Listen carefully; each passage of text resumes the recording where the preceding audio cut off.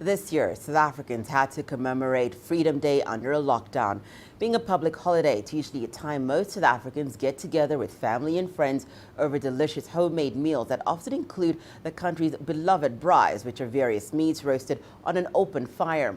While lockdown this year meant that families could not enjoy time together this Freedom Day, a group of musicians urged the country to beat the blues as they shared an upbeat version of South Africa's national anthem, Nkosi Sikelel. Here's CGTN's Julie Shire with that story.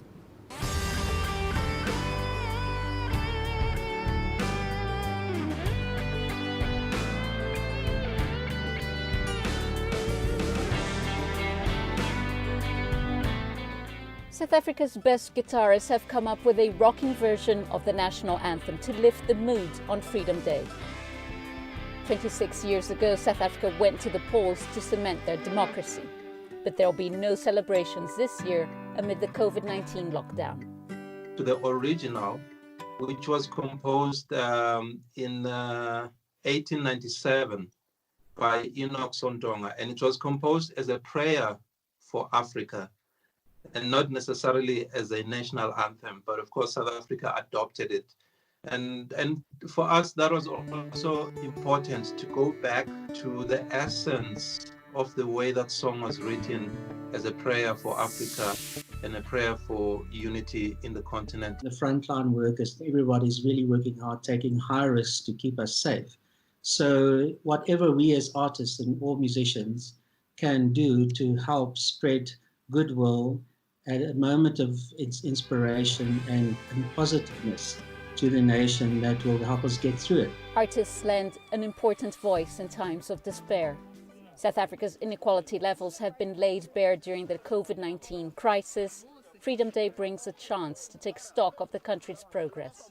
I do not have a complete sense and confidence that we've achieved what that mission began with in 1994. And I think this whole coronavirus COVID-19 situation has exposed the holes in the system, not just in South Africa, but internationally. This situation is forcing us to accept that we should provide healthcare for everybody, regardless of class or whether they have money or not.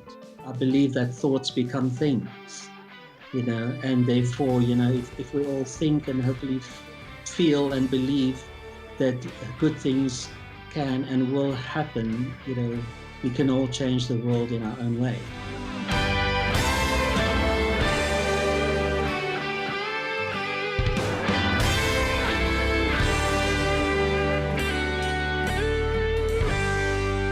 This year's Freedom Day will be solemn compared to many that have preceded it. South Africa mourns dozens who have fallen to COVID-19, and the country will need to dig deep to continue fighting. Julie Shire, CGTN, Johannesburg, South Africa.